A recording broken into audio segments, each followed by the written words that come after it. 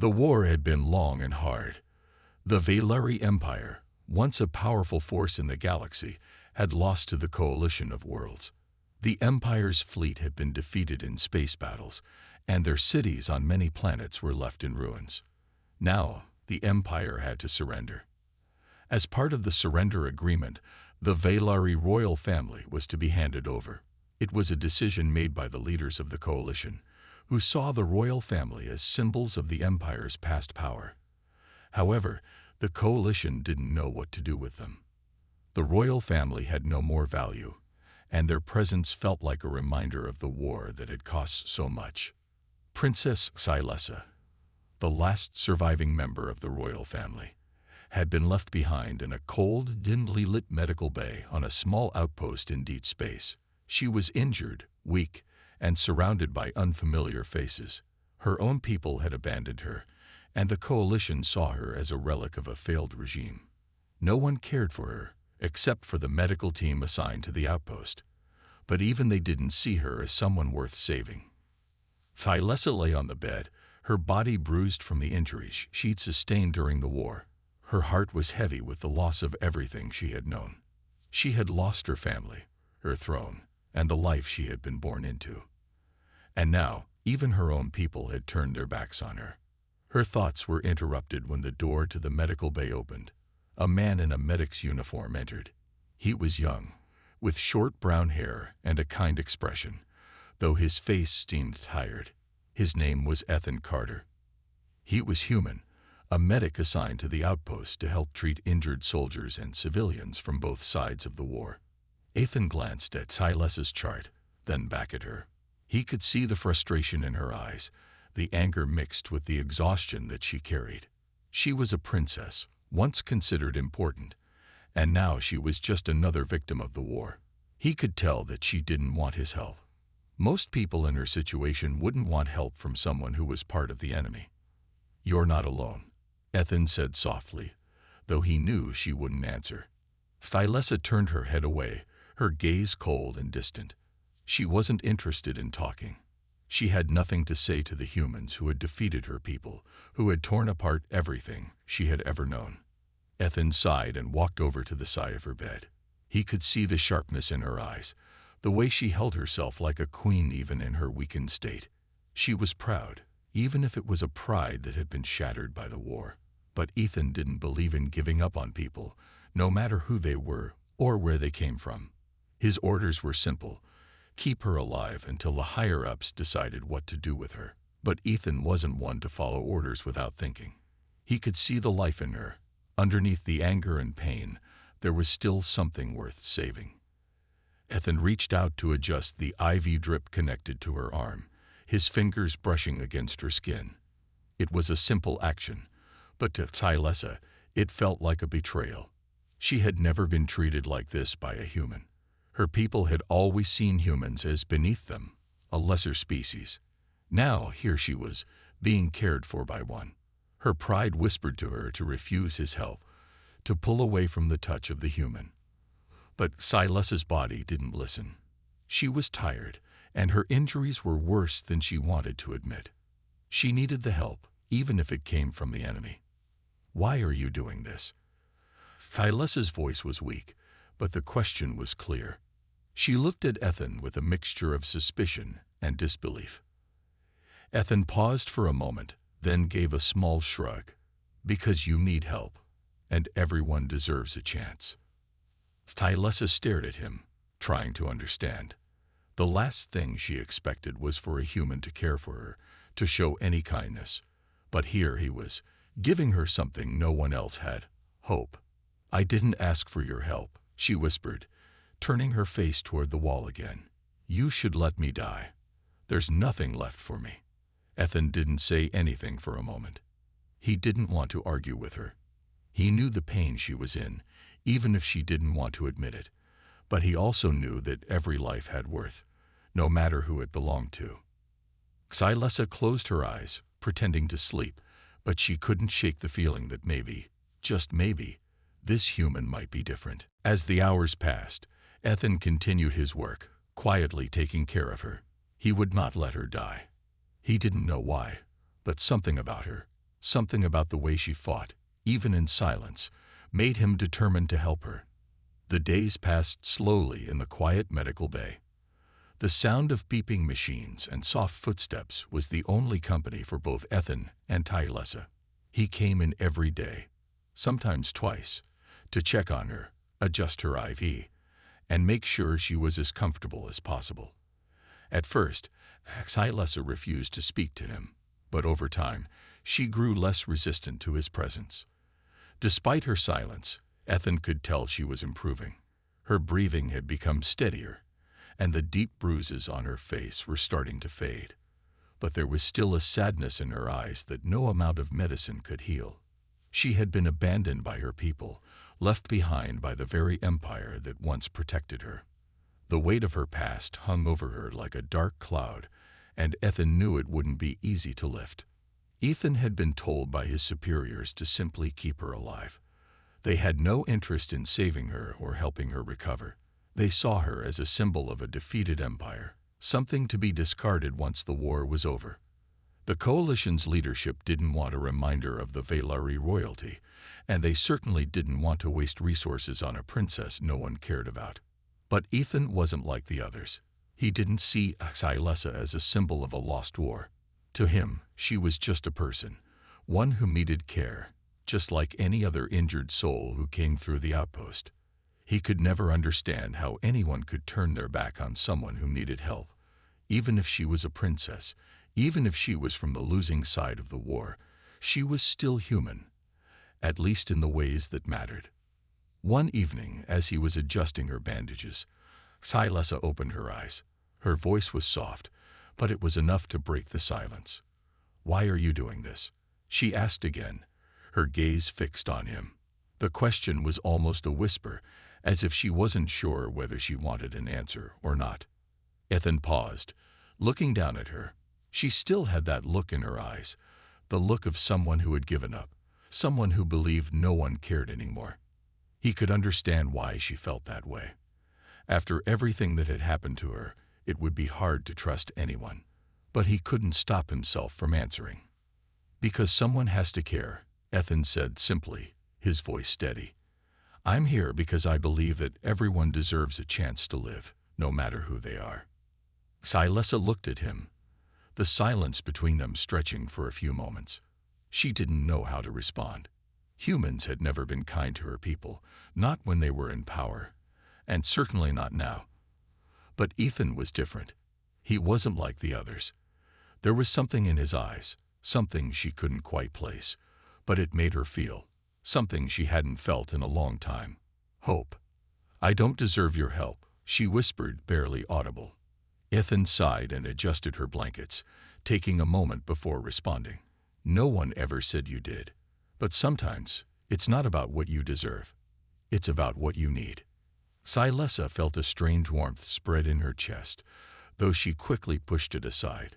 She was a princess, for crying out loud. She shouldn't feel grateful for the kindness of a human. Yet there was something about him that made her question everything she had believed about her enemies. As days turned into weeks, the tension between them began to ease. Ethan continued his work, helping her with everything from the simplest tasks to more difficult exercises to regain her strength. In return, Tylessa began to open up, not with words, but with small actions. She would sit up a little longer each day, stretch her limbs, and even ask him about the world beyond the outpost. The questions were small, but they were a start. She was beginning to see humans differently, though she refused to admit it. They weren't all the same. Some were kind, some were brave, and some were even willing to fight for what was right, just like Ethan. One evening, as Ethan was about to leave for the day, Tylessa spoke again, her voice a little firmer this time. "Do you ever wonder why you're here?" she asked. "Why you're doing this for someone like me?" Ethan looked at her, surprised by the question. He paused for a moment before answering. I think I'm here because I'm supposed to be," he said slowly. "Maybe it's just fate, or maybe it's something else. But whatever it is, I don't think I could walk away from someone who needs help, no matter who they are. Silas was silent for a long time. The words sank in, and for the first time in weeks, she allowed herself to believe in something. Something beyond her past, beyond her royal blood, beyond the war. She believed that maybe, just maybe, things could be different. As Ethan left the room, he glanced back at her one last time. She was looking at him, but this time, her gaze wasn't filled with anger or coldness. There was something softer in her eyes. She hadn't fully opened up yet, but for the first time, Ethan felt like they were getting somewhere. The days continued to blur together, one merging into the next as the medical bay became a place of quiet routines. Silas's body had begun to heal, but there was still a deep sadness in her eyes that even her physical recovery couldn't erase. She had no idea what would happen to her next, nor did she care. The world outside seemed as distant as the stars, and the future felt like an empty space she didn't want to fill. Ethan, on the other hand, had made it his mission to help her heal, not just physically, but emotionally. He knew that it would take time, that it wouldn't be easy, but he was determined to show her that there was still kindness left in the universe. One day, after helping her with some light exercises to regain strength, Ailessa spoke to him again. Her voice was softer than before, but the words were sharp, like an unspoken challenge. "Why do you keep coming back?" she asked, looking at him with a mixture of confusion and suspicion. "I'm just a princess from the Empire. You've won the war. I'm nothing to you." Ethan paused, a little surprised by the question. He had been coming every day without really thinking about why. It had become a habit, something he just did because it felt right. But Silas's words made him stop and think. "I guess I don't really see it like that," Ethan said slowly. "I don't see you as a princess or a symbol of a defeated empire. I see you as a person who needs help. Everyone deserves help, no matter who they are or where they come from." Tylessa looked at him, her eyes narrowing slightly, trying to read him. She wasn't used to humans speaking to her like this, so simply, so kindly. The way Ethan looked at her was different from the way anyone else had ever looked at her. She was used to being seen as something important, something untouchable. Now she was just a woman in need of care. And that was both terrifying and strangely comforting. "You're wrong," she muttered, looking away. "You should hate me. You should want to see me suffer." Ethan shook his head. "I don't believe in hate. It doesn't help anyone. We've all lost too much to keep carrying it around." Tylessa remained silent, her gaze fixed on the floor. It was true that she had lost everything: her family, her throne, her home. The Valeri Empire had been everything to her, and now it was gone, like dust blown away by the wind. She didn't know who she was without it. But there was something in Ethan's words that made her question her own beliefs. The idea of a world without hate, a world where kindness could heal, was so foreign to her. Yet, somehow, it felt like a dream worth holding on to. Over the following days, Silessa began to ask Ethan more questions, small things at first, like how humans lived or what the coalition of worlds was like. Ethan would answer her honestly, telling her about Earth and the human struggles, their history of conflict, and how they had finally come together to form a united planet. He spoke of the hope that had driven humanity to rebuild, even after centuries of wars and disasters. As they talked more, Tylessa found herself listening, really listening, to what he said. She had never imagined that humans could be so complex. She had always seen them as inferior, as nothing more than creatures to be ruled. But Ethan had a way of making her think differently, of showing her that they were not so different after all. One afternoon, Ethan brought her a book, something simple, a collection of human poetry. He thought it might be something that would help her relax, give her mind something else to focus on besides her pain and grief. He handed it to her, unsure of how she would react. "You might like this," he said, his voice kind. Tylessa looked at the book skeptically, but then she took it from him, her fingers brushing against his as she did. She didn't say anything at first, but as the days went by, she began to read the poems. At first, They felt strange to her, words about love, loss, and hope that seemed so foreign to her experience. But as she read more, something inside her started to shift. For the first time in a long while, she felt something other than pain. She felt peace. The poems were filled with emotions she had long forgotten. They spoke of resilience, of people overcoming impossible odds. It made her think of her own life, of her past, and the future that was still ahead of her, even if she didn't know what it might look like. As the days turned into weeks, Silas's attitude toward Ethan softened. She started asking him more questions, not just about humans, but about him. What did he want? Why had he chosen to become a medic?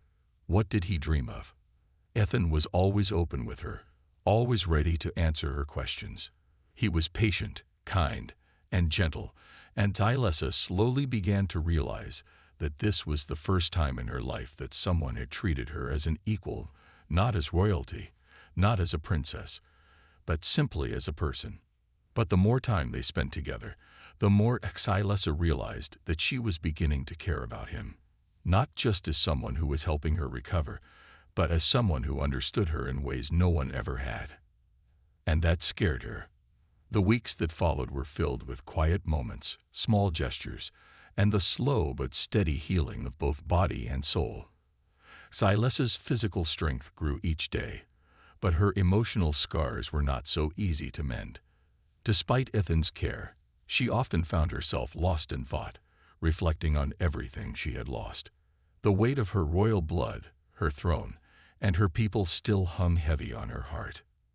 Ethan noticed the change in her, the way her eyes had begun to brighten when they talked, even though she often seemed distant afterward.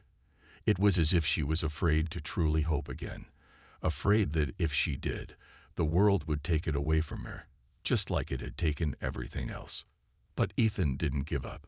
He continued to sit by her side, to listen and to talk with her, no matter how long it took for her to speak.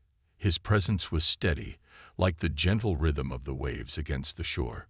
He wasn't trying to fix her. He just wanted to be there for her, no matter what. One evening, after Ethan had helped her with another round of physical therapy, Tylessa looked at him with a new kind of curiosity. She had been thinking about him a lot lately, about how different he was from the other humans she had known. He was kind, but not in a way that felt forced or out of duty. There was a quiet sincerity in his actions, something she couldn't ignore anymore. "Ethan," she said, her voice still soft but more certain than before, "why do you care so much about me?" Ethan froze for a moment, unsure of how to respond. The question was not new, but this time, the way she asked it was different. It wasn't a challenge or an accusation. It was an honest question, one that she was truly seeking an answer to. He thought for a moment, gathering his words. I guess I care because you're a person, Tylessa, and you deserve to be treated with kindness. I know what it's like to feel alone, to feel like no one sees you. I don't want you to feel that way." Tylessa looked at him, her expression unreadable. For a long time, she had only seen herself through the eyes of her people, her empire, her title. But Ethan saw her differently. He saw her as someone worthy of care, someone worthy of a chance at healing. "I don't know how to live without my crown," Tylessa said quietly, the words almost a confession. "I don't know who I am without the throne, without my people." Ethan reached out, gently taking her hand. "You don't need a crown to be important. You don't need a title to matter. You matter just as you are." Tylessa felt something stir inside her at his words. She wanted to believe him, wanted to let go of the weight of her past, but it wasn't so easy. She had spent her entire life defined by her royal status, by the expectations placed on her as the princess of the Valerii Empire. Letting go of that identity felt like letting go of everything she had ever known. But Ethan's steady presence, his unwavering belief in her, made her wonder if there was more to her than just the princess. Maybe, just maybe, there was a future for her that didn't have to be tied to her royal blood. Over the next few days, Tylessa found herself opening up more. She would tell Ethan stories about her childhood, about her home on Valoris, and the days before the war had destroyed everything. She spoke of her parents, her siblings, and the empire she had once believed would last forever. Ethan listened attentively, never interrupting, never judging. He asked questions when he needed to, but mostly, he just let her speak. It was clear that this was something Scifi had never been able to do before, not with anyone. Her voice trembled at times, and there were moments when her words faltered. But Ethan didn't push her. He just let her tell her story at her own pace. It wasn't easy for Scifi. Each story she shared felt like peeling away another layer of her past, and the pain of remembering only made her feel more vulnerable. But in Ethan's company, she began to feel something she hadn't felt in a long time. A sense of safety, a sense of belonging. One night, after another long conversation about her home planet, Scifi looked at Ethan, her eyes softer now, her expression less guarded. "Thank you," she said quietly, "for everything." Ethan smiled, the warmth in his eyes reflecting the care he had shown her from the very beginning. "You don't have to thank me. It's my job to help people, and I'm glad I could help you." But Scifi shook her head. "It's more than that. You've given me something I didn't think I would ever have again. Hope." Those words hung in the air between them, and for a moment, neither of them spoke. Hope. It was something neither of them had dared to believe in for a long time, but now, it seemed like something they might both be able to hold on to together. As the days turned into weeks, Scifi continued to recover, both physically and emotionally. She no longer looked at Ethan with the same coldness she once had. She no longer saw him as just a medic. He had become her friend, her confidant, someone she could trust when everything else felt uncertain. And for the first time in a long time, Scifi began to feel like she was more than just the princess of a fallen empire. She was a person, someone with a future, someone who could make a difference in the world. And that future, she realized, might just be with Ethan. As the days passed, Scifi's healing continued at an unexpected pace.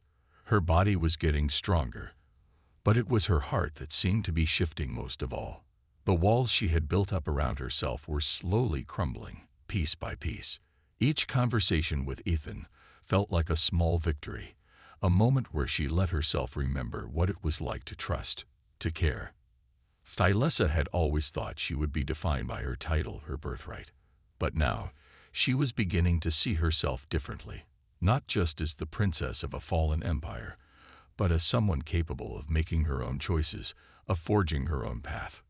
One evening, as they sat on the porch of the small cabin where they had been living, the night sky stretched out before them.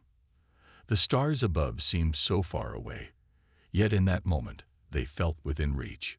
Ethan was polishing his med kit, a simple task that helped him unwind after a long day. Scifi sat beside him, her eyes fixed on the stars, lost in thought. "It's strange," Scifi said softly, her voice almost a whisper against the quiet of the night. "I used to look up at the stars and think about all the worlds I would one day visit, all the things I would do. I thought I had it all planned out. I thought I knew who I was." Ethan looked up from his work, giving her his full attention. "And now?" Scifi hesitated. "Now? I'm not so sure. Everything I thought I knew has been turned upside down. The empire I grew up in, the life I thought was mine. It's all gone." Ethan didn't speak immediately. He understood. He knew the pain of losing everything, of watching the life you once knew slip away like sand through your fingers. But he also knew that it wasn't the end. It could be the beginning of something new. "You don't have to have all the answers right now," Ethan said, his voice calm and reassuring. "You're not alone in this. I'm here, and you don't have to face it all by yourself." Scifi turned to him, meeting his gaze for the first time with a new clarity.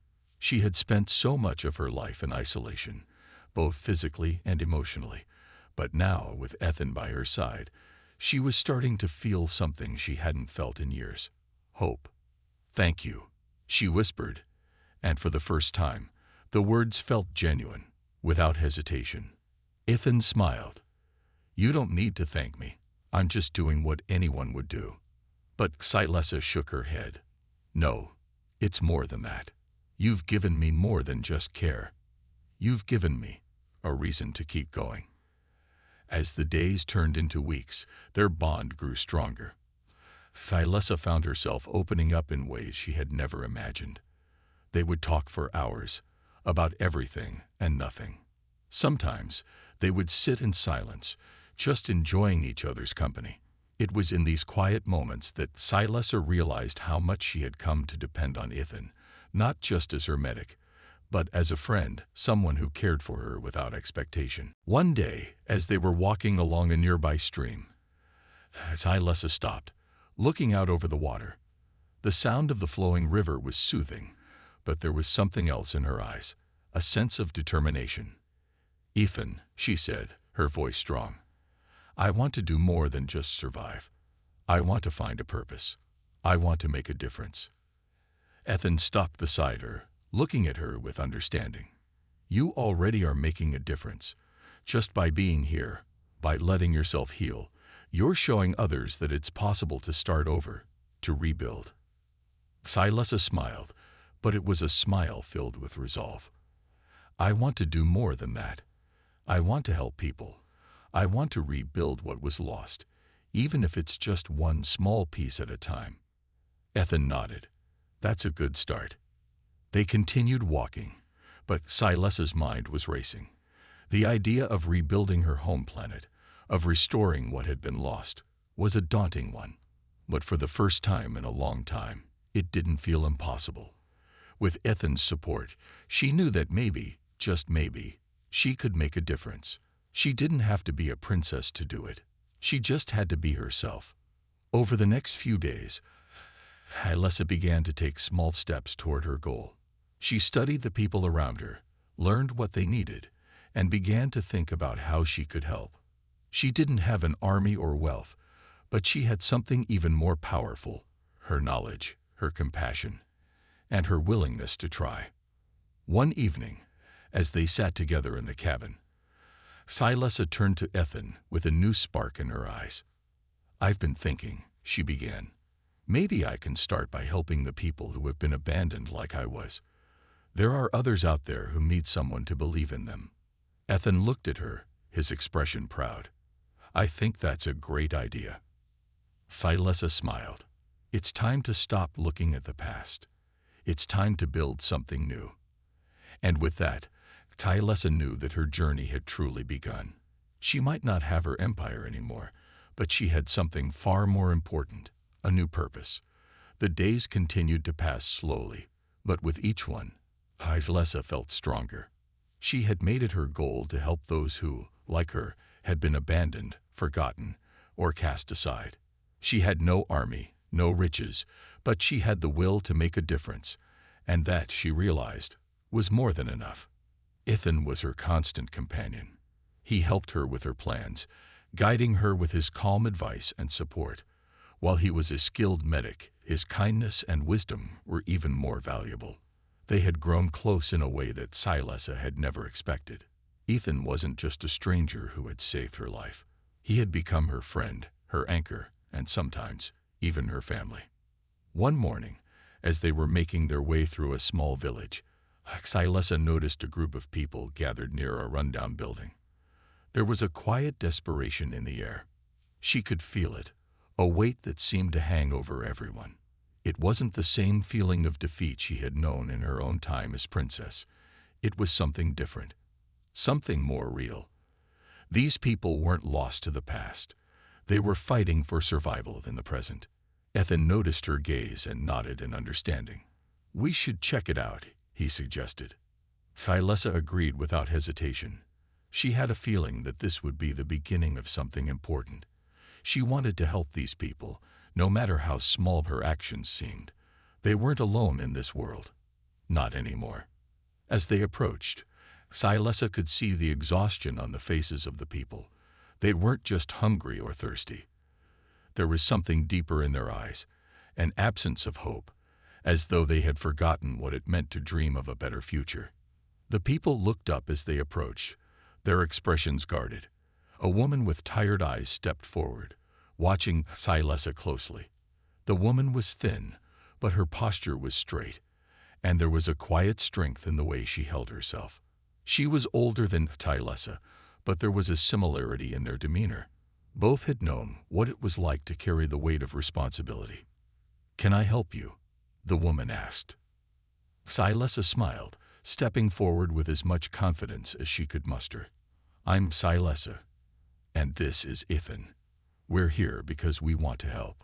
The woman's brow furrowed slightly, but there was a flicker of interest in her eyes. "Help. We've had people promise to help before, but nothing ever changes." Scifi could hear the bitterness in the woman's voice, and she understood. The promises that had been broken, the hope that had been crushed. It was a story she had heard before, but Scifi wasn't about to give up so easily. "I know what it's like to feel abandoned," Scifi said softly, her voice steady. "I understand how it feels to lose everything, but you don't have to do this alone." There was a long silence as the woman studied her. Scifi could feel the weight of the moment pressing down on her, but she refused to look away. She had to believe in herself, in her mission. Finally, the woman sighed. "What do you want to do?" Scifi glanced at Ethan, who gave her an encouraging nod. She turned back to the woman, her eyes filled with determination. "We can start small," Scifi said. "We can begin by making sure everyone has food, clean water, and shelter. I may not have much, but I have a lot of heart, and I'm willing to give it all to you." The woman's face softened slightly, and for the first time, Scifi saw a glimmer of hope in her eyes. "I'll speak to the others," the woman said quietly, stepping back. "But we'll need help." "I'm here," Scifi replied, "and I'll do whatever it takes." From that moment, Scifi began her work. She gathered what supplies she could find, working alongside the villagers to rebuild their homes and improve their living conditions. The days were long and exhausting, but they were also filled with purpose. Scifi was no longer the princess of an empire that had fallen. She was something even more powerful. She was a symbol of hope. Ethan continued to assist with medical care, ensuring the villagers were healthy enough to help with the rebuilding efforts. He had always been a man of action, but he too felt something stirring within him. Scifi was no longer just a woman he had saved. She was a leader in her own right, and he couldn't help but admire her strength and determination. As the weeks passed, the village began to change. The once crippling sense of hopelessness started to fade, replaced by a quiet sense of pride. The villagers had begun to believe in themselves again. They were no longer waiting for someone to come and save them. They were saving themselves. One evening, as the sun dipped below the horizon, Scifi stood at the edge of the village, watching the workers in the distance. Ethan joined her, standing quietly beside her. There was no need for words. They both understood the significance of what they had accomplished. "We've done something good here," Scifi said, her voice soft, but filled with pride. Ethan smiled. "Yes, we have." Scifi looked at him, her eyes shining with gratitude. "I couldn't have done it without you." "You don't need to thank me," Ethan replied. "You were the one who brought the hope. I just helped you keep it alive." As they stood there, side by side, Scifi realized that this was just the beginning. She had found her purpose, not as a princess, but as a person who cared, who fought for the future of others. And with Ethan by her side, she knew she could make a difference. The village had transformed. What once seemed like a place of defeat had become a symbol of rebirth. The houses stood stronger now, built with care and determination. The crops had started to grow, and the water supply was secure.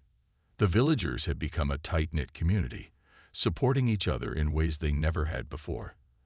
There was laughter in the streets again, and hope had settled in their hearts. Scifi stood at the heart of it all, watching as the village buzzed with life. She had never imagined that she could bring such change to this place. But standing here, she felt proud, not for what she had done alone, but for what they had done together.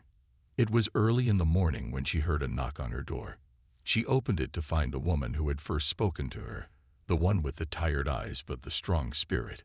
This time, the woman was smiling. "We've been talking," the woman said, her voice filled with warmth. "And we all agree. You've done more for us than anyone else ever has. We want you to stay. No, we need you to stay. You've given us hope.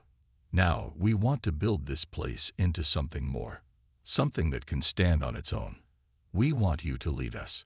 Scifi was taken aback. She had never expected this. She was no longer a princess with a crown, a title, or an army. She was just a woman who had come here with nothing but the desire to make a difference. And now, they were asking her to lead them. I don't know what to say," Scifi replied, her voice shaky. "I never thought of myself as a leader." The woman stepped closer, placing a gentle hand on her shoulder. "But you already are one. You've led us through the hardest time in our lives. You've given us the strength to believe in ourselves again.